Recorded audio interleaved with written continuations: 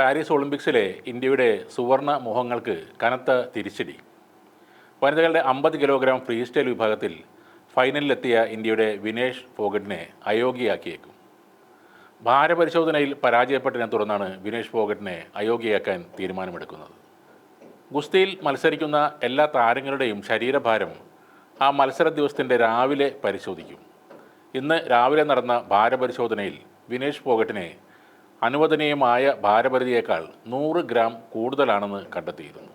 ഇതോടെ ഇന്ത്യക്ക് ഉറപ്പായ ഒരു മെഡൽ കൂടി നഷ്ടമാവുകയാണ്.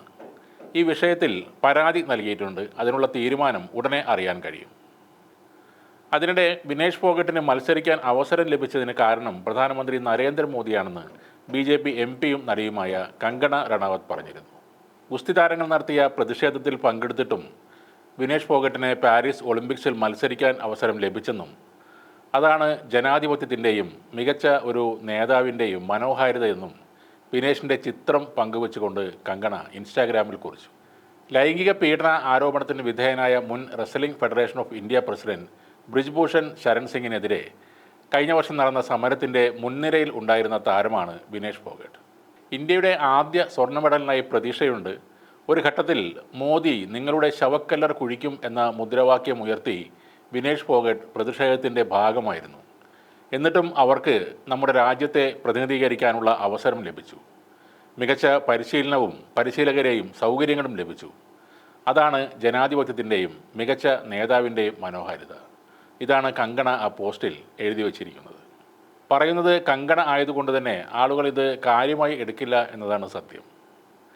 ലൈംഗിക പീഡനം നടത്തിയെന്ന വിഷയത്തിലാണ് ബ്രിജ്ഭൂഷണെതിരെ വിനേഷും കൂട്ടുകാരും അന്ന് സമരം ചെയ്തത്. BJP ഭരിക്കുന്ന ഇന്ത്യയിൽ അവരുടെ MP ആയ ബ്രിജ്ഭൂഷൺ ഗുസ്തി ഫെഡറേഷൻ്റെ തലപ്പത്തിരിക്കുമ്പോൾ അങ്ങനെ ഒരു സമരത്തിനിറങ്ങാൻ നല്ല ചങ്കുറപ്പ് തന്നെ വേണം. അതാണ് വിനേഷ് ഫോഗട്ട് അന്ന് കാണിച്ചു കൊടുത്തതും. പോലീസുകാർ തെരുവിലൂടെ വലിച്ചിഴച്ചപ്പോൾ തെരുവിൽ നീതിക്കായി പോരാടി കരഞ്ഞു കലങ്ങിയ കണ്ണുകളുമായി രാജ്യത്തെ നിസ്സഹായതയോടെ അവൾ നോക്കിയപ്പോൾ തെറിവിളിച്ചും രാജ്യദ്രോഹി പട്ടം ചാർത്തിയും അപമാനിച്ച ഭരണകൂട വക്താക്കൾക്ക് ഇപ്പോഴത്തെ വിനേഷിൻ്റെ ഈ നേട്ടത്തിൽ അഭിമാനിക്കാൻ യാതൊരു അർഹതയുമില്ല. വിനേഷ് ഫോഗട്ട്, സാക്ഷി മാലിക് എന്നിവർ നേതൃത്വം നൽകിയ ജന്തർ മന്ദിർ സമരത്തെ മോദി ഭരണകൂടം അടിച്ചമർത്താൻ ശ്രമിക്കുകയായിരുന്നു.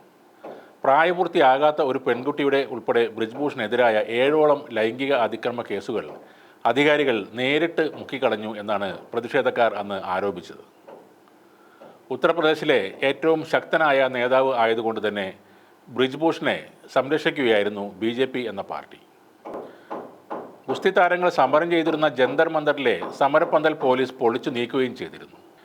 BJP അനുകൂലികളായ നിരവധി പേർ അന്ന് സോഷ്യൽ മീഡിയയിലൂടെ വിനേഷ് ഫോഗട്ടിനെ പരിഹസിച്ചിരുന്നു. അന്ന് തൻ്റെ വിരോധികളോട് ഫോഗട്ട് പറഞ്ഞത്, പ്രിയപ്പെട്ട വിരോധികളെ, നിങ്ങളുമായി തർക്കിക്കാൻ എനിക്ക് കുറേ സമയം ഇനിയുമുണ്ട്. ഇപ്പോൾ ക്ഷമയോടെ ഇരിക്കൂ എന്നാണ്.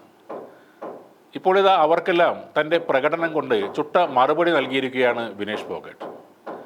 ബ്രിജ്ഭൂഷണെതിരായ സമരം നടക്കുമ്പോൾ സോഷ്യൽ മീഡിയയിലൂടെ ഫോഗട്ടിനെ പരിഹസിച്ച BJP അനുകൂലികൾ പോലും ഇന്ന് താരത്തിൻ്റെ ഒളിമ്പിക്സ് നേട്ടത്തിൽ പ്രശംസകൾ കൊണ്ട് മൂടുകയാണ്. ഇത് രാജ്യത്തിൻ്റെ അഭിമാനം തന്നെയാണ്. പക്ഷേ നരേന്ദ്രമോദിയുടെ ഔദാര്യമാണ് വിനേഷ് ഫോഗട്ടിൻ്റെ വിജയം എന്ന രീതിയിൽ പ്രസ്താവനകൾ ഇറക്കാൻ കങ്കണക്കും അവരുടെ കൂടെയുള്ള സംഘപരിവാർ അണികൾക്കും മാത്രമേ കഴിയൂ.